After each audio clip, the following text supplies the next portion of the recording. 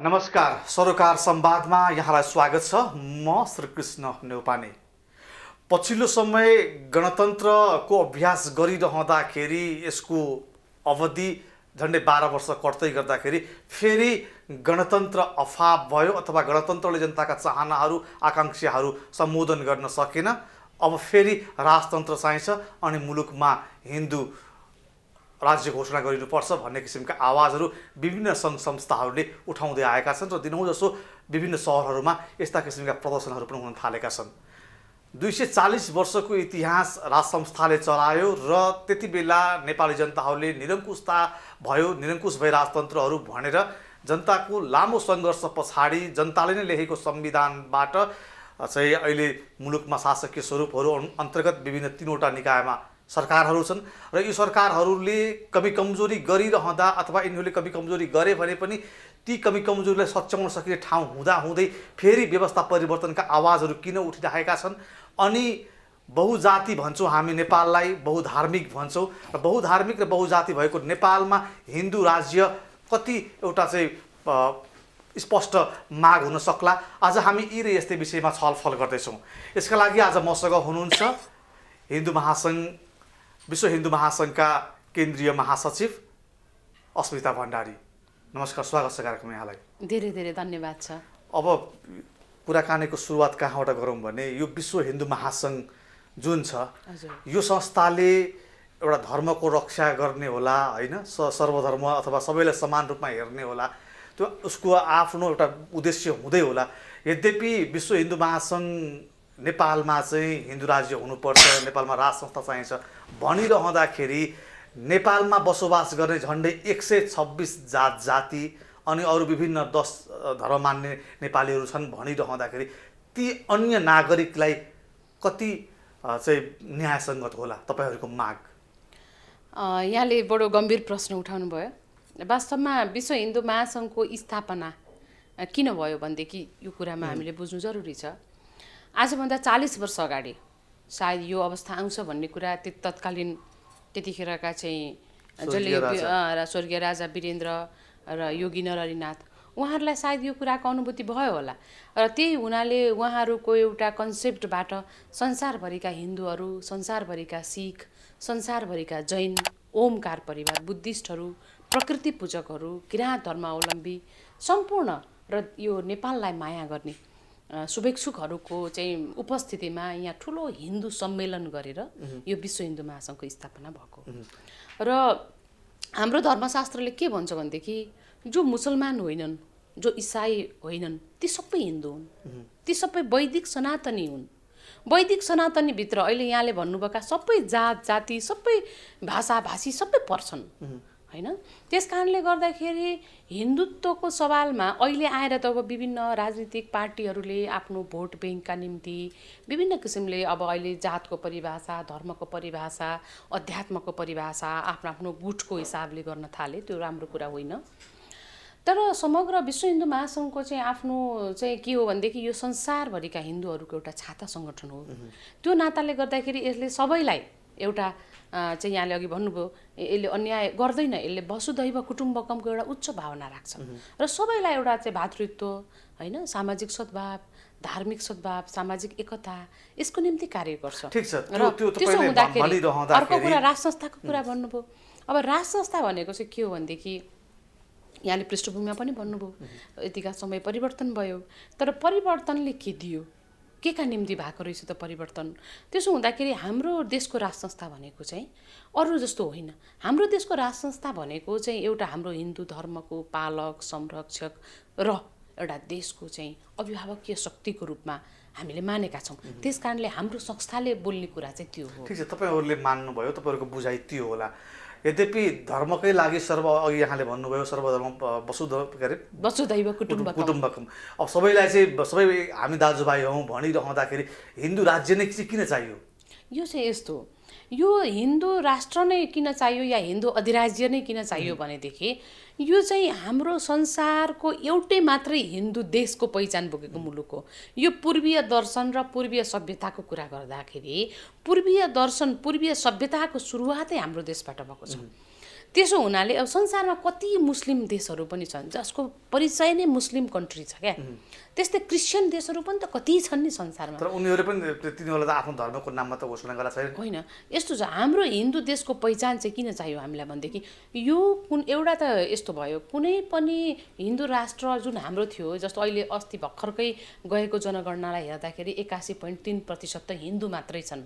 त्यसपछि बुद्धिस्ट, सिख, जैन, प्रकृति पूजकहरू त्यो सबै गर्दा 94% छन् भनेपछि यो अघोषित रूपमा त्यसै पनि हिन्दू राष्ट्र हो होइन। यहाँको अब अरूको पनि भावनालाई हामीले त्यसमा कदर गरेका छौँ र संसारमा धेरै त्यस्ता कन्ट्रीहरू हुँदाखेरि एउटा मात्रै हिन्दू देश हुँदाखेरि त त्यो हाम्रो एउटा पहिचान हो, परिचय हो र यो परिचय हुँदा के बिग्रिन्छ र भन्ने हाम्रो एउटा चाहिँ कन्सेप्ट हो, सोचाइ हो र यो चाहिँ हुनुपर्छ भन्ने हाम्रो माग। ठिक छ, तपाईँहरूको माग त्यो होला। त्यो माग स्थापित गर्नको लागि अहिले जसरी सडक प्रदर्शनहरू भइराखेका छन्, नारा जुलुस भइराखेका छन्, यो प्रक्रियाले तपाईँहरूका माग पुरा हुन्छन्, स्थापित हुन्छन्? अब यो त कस्तो भनेदेखि यो एउटा प्रक्रिया हो, यो असन्तुष्टिको एउटा स्वर हो। हुन त अब यसलाई विभिन्न किसिमका परिभाषाहरू अहिले मुलुकका शासकहरूले गरिरहनु भएको छ होइन। तर त्यो उहाँहरूले चाहिँ आफ्नो नागरिकको आवाजलाई त्यसरी परिभाषित गर्नु हुँदैन जसरी उहाँहरूले भूत प्रेत पिचास भनिरहनु भएको छ, त्यो होइन। यो नागरिकको आवाज हो, यो व्यवस्थाप्रतिको असन्तुष्टि हो र यो व्यवस्थाले चाहिँ मुलुकको हित गर्न सकेन।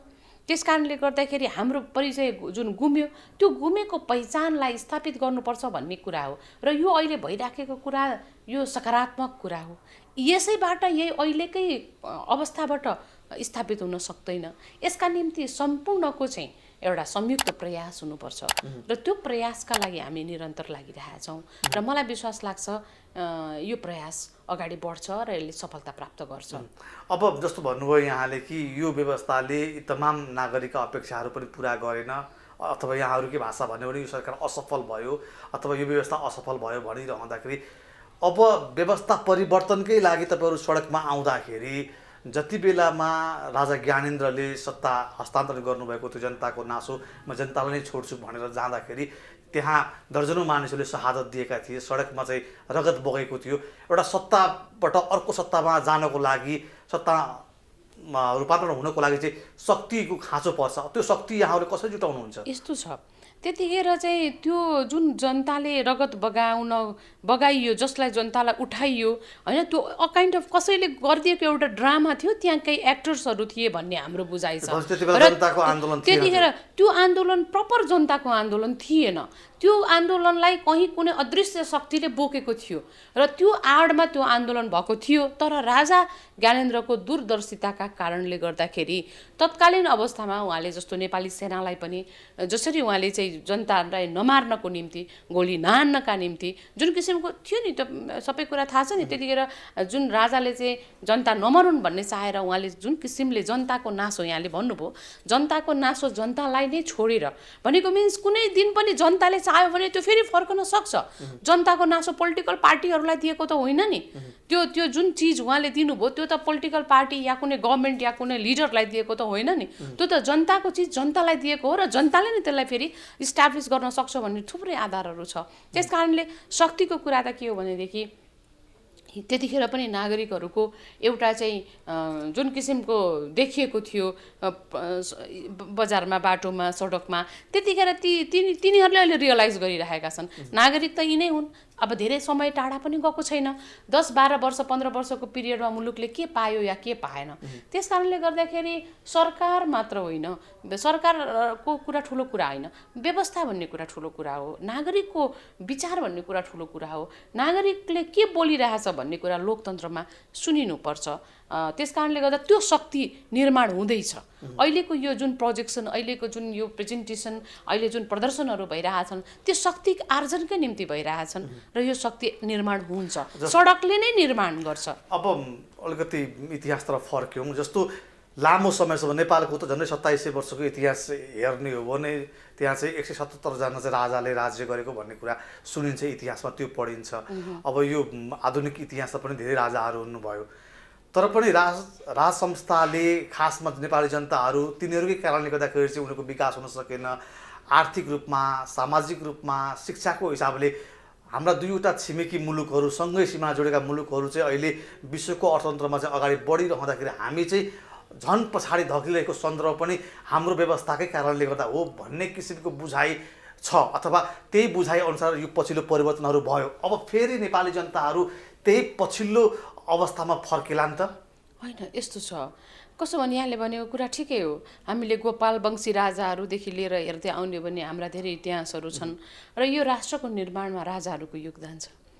पछिल्लो आएर नेपालको आधुनिकीकरणमा पृथ्वीनारायण शाहले बडा महाराजको जुन योगदान छ त्यो योगदानलाई हामीले भुल्न हुँदैन। र अर्को कुरा के हो भनेदेखि राजाहरूकै कारणले चाहिँ यो देशको विकास भएका कुराहरू छन्।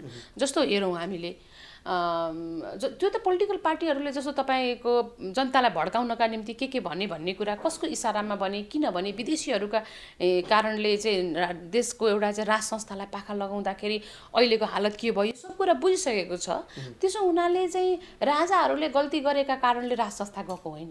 हाम्रो देशको जुन चाहिँ शाहवंशीय राज संस्था छ भने यो भनेको त राष्ट्र निर्माता शक्ति हो, जसले 2200 विभिन्न टुक्रा टुक्रामा विभाजित भएको होइन त्यस्तो किसिमको उसलाई चाहिँ एउटा एक बनाएर एउटा अखण्ड नेपाल राष्ट्रको निर्माण गर्यो। उसले के बिगार्यो?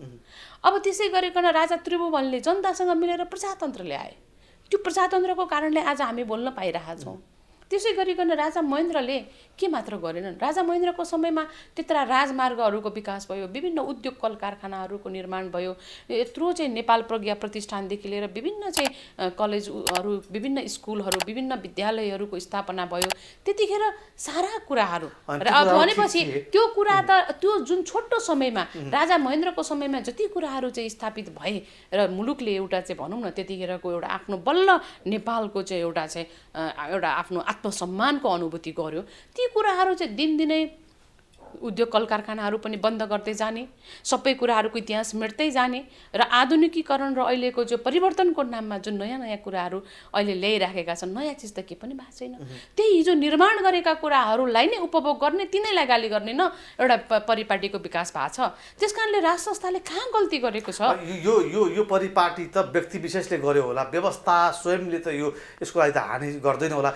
बरु व्यवस्थालाई चाहिँ हामीले अलिकति ठिकठाक गरेर चाहिँ तपाईँको चाहिँ नेताहरू फेर्नेपट्टि लाग्ने कि हामी चाहिँ अब एउटै व्यक्तिको चाहिँ वंशीय शासनमा चाहिँ रमाउने, उसैको उहीबाट शासित भइराख्ने त्यस्तो किसिमको होइन। यो कस्तो भनेदेखि व्यवस्था पनि त जनताले हेरे नि होइन। जस्तो चाहिँ राजाले चाहिँ यो जनताको नासो म जनतालाई नै दिन्छु भनेर पत्रकार सम्मेलन गरेर तपाईँ हाम्रै अगाडि हाँसी हाँसी दरबार छोडेको अवस्था त हामीले देखायो हो नि होइन। त्यस पछाडि जुन व्यवस्था आयो यो व्यवस्थाले के चाहिँ गर्यो त? जुन 12 बुँदेको कुरा हामी हेरौँ न, विदेशी भूमिमा गएर 12 बुँदे सहमति भयो।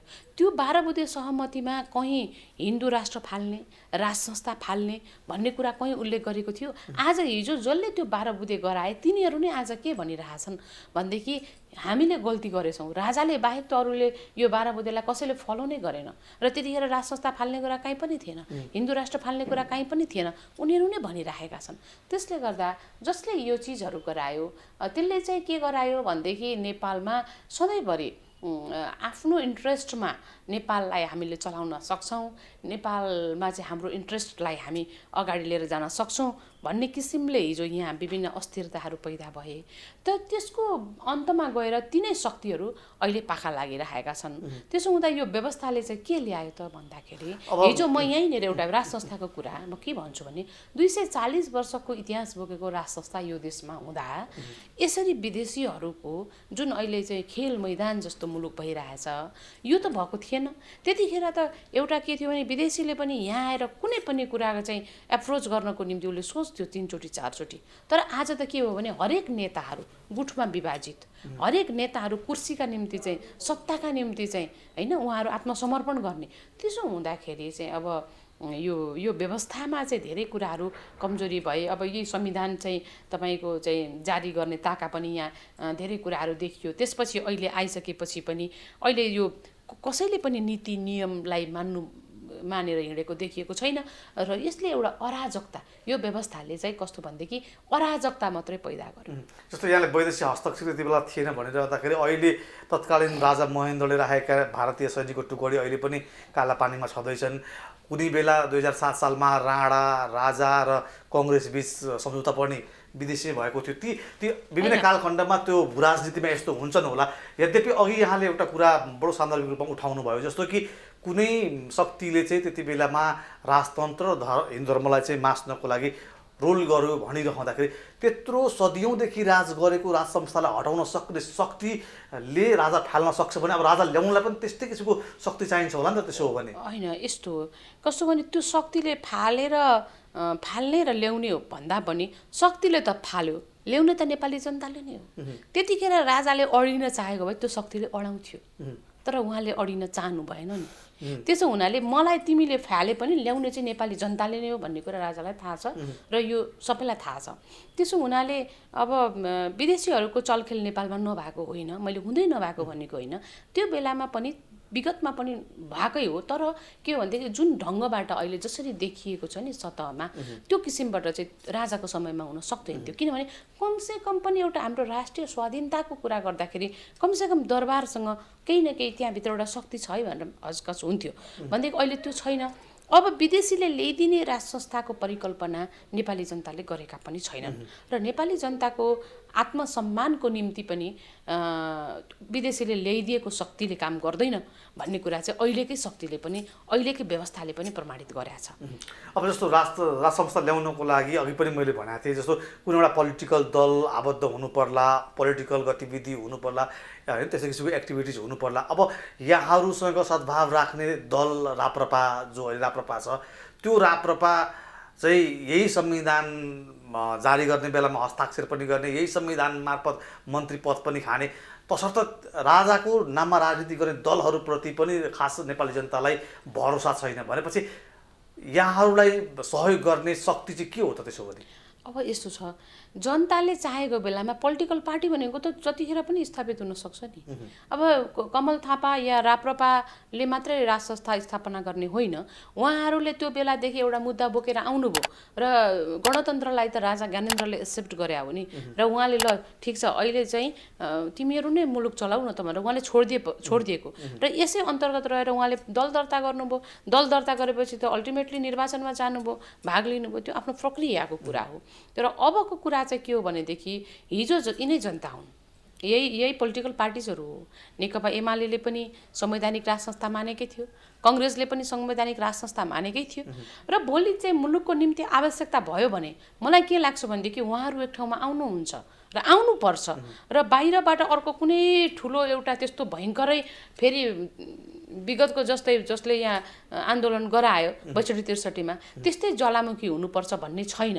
यही जनता, यही पार्टीहरू, उहाँहरू नै मिलेर यो अहिले पनि गर्न नसकिने भन्ने चिज छैन र मलाई जहाँसम्म लाग्छ उहाँहरूको भावना एकजुट हुन्छ र उहाँहरूले यो व्यवस्थालाई देखिसक्नु भएको छ। यसको अगेन्स्टमा यो व्यवस्थाको विरुद्धमा जाने हो नि, राजालाई स्थापित गराउने राजाका निम्ति होइन नि, मुलुकका निम्ति पो राज संस्था चाहिएको त। त्यही त मैले नबुझेको कुरा अनि बुझाइदिनु अलिकति।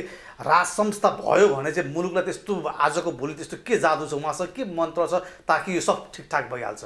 अब आजको भोलि जादु भन्दा पनि एउटा कुरा के हो भनेदेखि राज संस्था म फेरि पनि त्यही 62-63मा फर्किन चाहन्छु, जुन बेला चाहिँ एउटा सशस्त्र द्वन्द्वमा भएको माओवादी थियो र त्यो माओवादीको द्वन्द्व कोसँग भएको थियो भन्दा राजासँग भएको थियो कि। हाम्रो देशको राज संस्था भनेको त यो देश निर्माण गर्ने शक्ति हो नि, पोलिटिकल पार्टीहरूको मात्र त यो मुलुक होइन नि त, राजाको पनि हो नि त, त्यस्तै गरी अरू राजावादीहरूको पनि हो नि। अब त्यो शक्तिलाई पाखा लगाएर जुन 12 बुँदे समझदारी भयो र राजा फ्यालियो, अनि किन फ्यालियो त? त्यो शक्ति राजालाई चाहिँ माओवादीलाई बोकेर माओवादीले कोसँग चाहिँ गर्नुपर्थ्यो त समझदारी सम्झौता भन्दा नेपालको भूमिमा राजासँग गर्नु पर्थ्यो नि। त्यो फ्याक्टर त त्यो थियो नि त, द्वन्द्व त दुईटाको बिचमा भएको थियो नि, तर त्यहाँ नगरेर किन विदेशमा गरियो? त्यो सम्झौता मान्न किन भयो त राजाले त्यतिबेला? हैन, त्यतिखेर त एउटा किसिमको प्रेसर खडा गरियो। त्यो बेलामा राजा नहटाइकन यो देशको धर्म हटाउन सकिँदैन थियो, यो धर्म नहटाई राजा हटाउन सकिँदैन थियो, दुईटै कुरा चाहिँ एक आपसमा अनुनाश्रित छ। त्यसो हुनाले त्यो दुईटा चिज भनेको चाहिँ के हो भने हिन्दू धर्म र राज संस्था चाहिँ यो देशको राष्ट्रिय एकताको निम्ति एउटा मजबुत आधार हो। त्यो आधार नहटाइकन विदेशीहरूले यहाँ चलखेल गर्न सक्दैनथे। अहिले पनि हामीले देखिरहेछौँ नि विदेशीहरूका कस्ता कस्ता इन्ट्रेस्टहरू छन्, अहिले पनि त कस्ता कस्ता भिजिटहरू भइराखेका छन्। यो कुरा त यहाँले पनि त देखिरहनु भएको छ नि। भने यो चिजहरू जुन विदेशीको एउटा इन्ट्रेस्टमा नेपालमा जुन काम गरिराखिएको छ यो चिजहरू बन्द हुन्छ भोलि राज संस्था यहाँ हुने बित्तिकै। किनभने राज संस्थाले त दुइटै आफ्नो छिमेकी मुलुकहरू त्यसै गरी अन्य पनि शुभचिन्तक जति पनि आफ्ना मुलुकहरू छन्, हाम्रा चाहिँ शुभचिन्तकहरू छन्, सबैसँग चाहिँ राम्रो व्यवस्थापन गरेर एउटा कूटनीतिक अभ्यास पनि राम्रो किसिमले अगाडि बढाउन सकेका थियो नि त। यो कुरामा त दलहरू त फेल भए नि। त्यस कारणले अब जनता आफैले आफ्ना लागि शासन गर्ने व्यवस्थालाई उन्नत व्यवस्था भनिन्छ, लोकतान्त्रिक व्यवस्था भनिन्छ। आफै चाहिँ जनता आफै शासित हुनुपर्ने ठाउँमा चाहिँ अब यहाँहरू चाहिँ कुनै एउटा वंशलाई माथि राखेर त्यो वंशको चाहिँ सन्तानद्वारा चाहिँ शासित हुनुपर्छ भन्ने त्यो मानसिकता पुरानो मानसिकता भएन। त्यस्तो होइन। यस्तो मैले के भनेदेखि हाम्रो बुझाइ के हो भने दलहरूलाई निषेध गर्ने होइन नि, दलहरूसँगै मिलेर काम गर्ने न हो। हिजो पनि त राजाले दलहरूसँग मिलेरै काम गरे त हो नि। त्यो बेलामा यहाँ राजाले दलहरूलाई चाहिँ बाइस्ट गरेको थियो र 2046 सालमा बहुदल पनि त राजाले दिएको हो नि त, वीरेन्द्रले बहुदल दिएको होइन। त्यसै गरिकन 62-63 को मुभमेन्ट भइसकेपछि राजाले जनताकै लागि छोडेको होइन र नेपालको राष्ट्र त जहिले पनि त जनताको पक्षमा छ नि। त्यसो हुनाले राजाले कहाँ दलहरूलाई बाइस्ट गर्ने र यहाँ पुरै एकदम चाहिँ एकदम डिक्टेटर राज संस्था ल्याउने भन्ने कुरा होइन नि। किनकि यही देश, यही माटो, यही हावापानी, यही जनता, यही राजनीतिक दलहरू सबै मिलेर राष्ट्र निर्माण गर्ने भन्ने कुरा पो हो त। भनेपछि अब यहाँहरूले परिकल्पना गरेको राज संस्था भनेको चाहिँ एउटा राष्ट्रको एकता हुन्छ र बाँकी उहाँ चाहिँ कार्यकारी हुनुहुन्न। अब त्यो मोडेलको विषयमा त पछि छलफल हुन्छ, पछि कुरा हुन्छ होइन। अब के हो भनेदेखि राज संस्था यो मुलुकको आवश्यकता हो, सबैभन्दा महत्त्वपूर्ण कुरा। र कस्तो राज संस्था, अब के किसिमको राज संस्था भन्ने कुरा त त्यो त पोलिटिकल कुरा हो, त्यस विषयमा त फेरि पछि छलफल हुन्छ। अब यहाँको भेटघाट अब जस्तो युपीका चाहिँ मुख्यमन्त्रीसँग पनि भेटघाट भएको हुन्छ, नरेन्द्र मोदीसँग पनि लगभग कहिलेकाहीँ यहाँको भेट हुन्छ, यहाँका राजा ज्ञानदसँग पनि भेट हुन्छ। तसर्थ यी सबैसँग भेट हुँदाखेरि तपाईँले बुझेको चाहिँ यति सहजै छ? अब भेटघाट भन्ने कुरा त एउटा छिमेकी मुलुकका मान्छेहरूसँग छिमेकीले भेट्नु स्वाभाविक छ होइन। अब मुख्यमन्त्रीसँगको भेटघाट, भारतको मुख्यमन्त्रीसँग हाम्रो उत्तर प्रदेशमा भेटघाट हुने भन्ने कुरा त हाम्रो संस्थागत कुरा हो, संस्थागत सम्बन्धले। अब सहज भन्ने कुरा त कुनै कुरा पनि सहज छैन, तर जुन समयको आवश्यकता हो त्यो कुरा समयले व्यवस्थापन गर्छ। जहाँ समस्या हुन्छ त्यहाँ समाधान पनि हुन्छ। अहिलेको समस्या भनेको मुलुक बचाउने समस्या हो। अहिले मुलुक चाहिँ एउटा एकदमै यहाँलाई पनि लाग्छ होला अहिले यत्रो कोभिडको चाहिँ यस्तो अप्ठ्यारो स्थिति छ। भनौँ न यहाँ सिटामोल पनि खान नपाएर जनता मरेको स्थिति भयो होइन।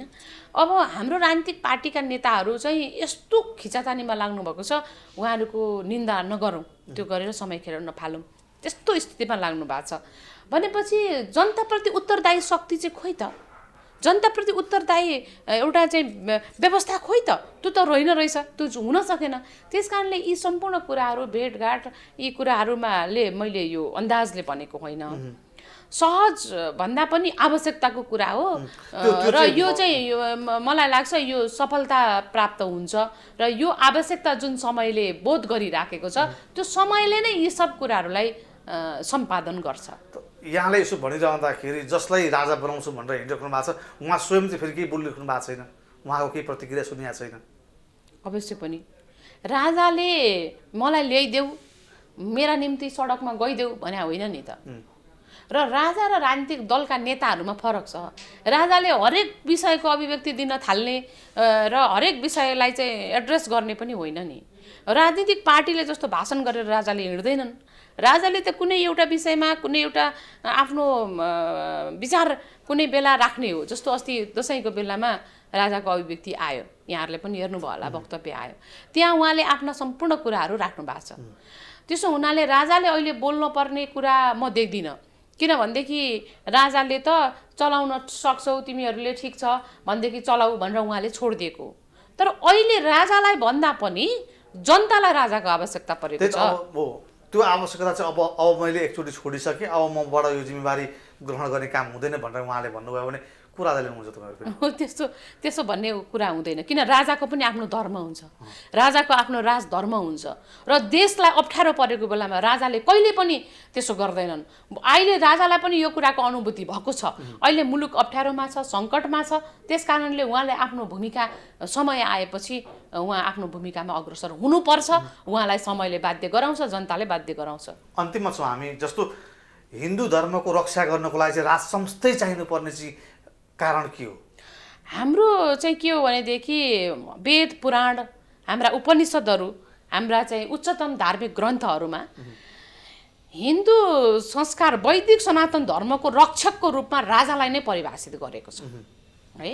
र हामीले राजाको माया गरेर मात्रै राजा चाहिन्छ भनेको होइन, धर्मलाई बचाउनको निम्ति। यदि अहिले हाम्रो देशमा चाहिँ आज यो धर्मनिरपेक्ष छ र राष्ट्रपति चाहिँ अहिले हाम्रो हिन्दू नै हुनुहुन्छ, तर यो धर्मनिरपेक्ष गणतान्त्रिक मुलुकमा त राष्ट्रपतिको त भोलि अरू पनि हुनसक्छ, क्रिस्चियन पनि हुनसक्छ, मुसलमान पनि हुनसक्छ होइन। जसरी 2 नम्बर प्रदेशमा मुसलमान मुख्यमन्त्री होइन व्यक्त गरिरहनु भएको छ, उहाँलाई धन्यवादै छ। तर हिन्दू धर्मको संरक्षकको रूपमा, पालकको रूपमा, अभिभावकको रूपमा राज संस्था चाहिन्छ। र यो मैले भनेको होइन, म एउटा सानो उदाहरण दिन चाहन्छु। हाम्रो छिमेकी देश भारतमा जहाँ चाहिँ म पनि एकचोटि राजाको त्यो भ्रमणमा जाने मौका पाएको थिएँ, त्यो बेलामा चाहिँ मलाई के कुरा थाहा भयो भनेदेखि त्यहाँको केही निश्चित शक्तिपीठहरूमा त्यो देशका हेड अफ द स्टेट जान सक्दैनन्, त्यो देशका राष्ट्र प्रमुख जान सक्दैनन्, तर हाम्रो देशको राजालाई हिन्दू सम्राटको रूपमा त्यहाँ लगेर राजालाई चाहिँ त्यो गर्भगृहसम्म लगेर पूजा अर्चना गराउने त्यहाँको नियम छ। र त्यहाँ लेखेको छ नेपालको राजा रानी त्यहाँ त्यो शक्तिपीठमा जाँदा कसरी सवारी चलाउने, कसरी उहाँहरूलाई कहाँ राख्ने, कसरी पूजा अर्चना गराउने भन्ने कुरा त्यो धर्मनिरपेक्ष देशमा त्यो कुरा लेखेको छ। भनेपछि राजा भनेको चाहिँ एउटा व्यक्तिको होइन, राजा भनेको खालि एउटा के बुझ्नु हुँदैन भने एउटा निश्चित पार्टीको होइन। राजा, हाम्रो देशको राजा चाहिँ संसारका हिन्दूको सम्राट हो। त्यसकारणले धर्मको पालकको रूपमा राज संस्था चाहिन्छ। यो बुझाइ चाहिँ यहाँहरूको, यदि यही बुझाइ भारतको हुन्थ्यो भने त्यति बेला भारतले किन भूमिका खेल्न सकेन? अब भारतले त्यतिखेर विभिन्न अरू फ्याक्टरहरूबाट सोच्यो होला, जस्तो हिन्दुत्वको पक्षबाट मात्रै सोचेन होला। त्यतिखेरको सरकार पनि त्यहाँ बेग्लै थियो, त्यहाँको व्यवस्थापन बेग्लैको थियो। अब अहिले त त्यहाँ भारतीय जनता पार्टीको सरकार छ जो आफै हिन्दूवादी पार्टी हो एउटा धर्मको हिसाबले। तर यो अहिले भारतीय जनता पार्टीको सरकार भएर मात्रै यो व्यवस्था भएको होइन, त्यो नहुँदा पनि थियो त्यो अवस्था। भनेदेखि त्यतिखेर अब कुन कुरालाई महत्त्व दिने भन्ने कुरा राज्य सञ्चालकहरूको हुन्छ, उनीहरूले त्यो कुरालाई महत्त्व दिएनन् होला। हस्, मेरो संवादको लागि यहाँसम्म आइदिनु भयो, यहाँलाई धेरै धेरै धन्यवाद। यहाँलाई पनि धेरै धेरै धन्यवाद, यहाँ लगायत यहाँको सम्पूर्ण टिमलाई मेरा विचारहरू राख्ने मौका प्रदान गर्नुभयो, धेरै धेरै धन्यवाद ज्ञापन गर्न चाहन्छु। नमस्कार। सरकार संवादमा आज हामीले पछिल्लो समय मुलुकका विभिन्न सहरहरूमा निस्किएका प्रदर्शन र राजा सहितको हिन्दू राज्य हुनुपर्छ भन्ने मागहरू आइरहँदाखेरि यो माग अहिलेको परिप्रेक्ष्यमा कति सान्दर्भिक छ अनि विश्व हिन्दू महासङ्घको एजेन्डाका रूपमा राज संस्था किन, यी र यस्तै विषयमा छलफल गऱ्यौँ। यसका लागि आज मसँग हुनुहुन्थ्यो विश्व हिन्दू महासङ्घकी केन्द्रीय महासचिव अस्मिता भण्डारी। हवस् त, आजको सरोकार संवाद यति नै। म श्रीकृष्ण नेउपाने बिदा हुन्छु। नमस्कार।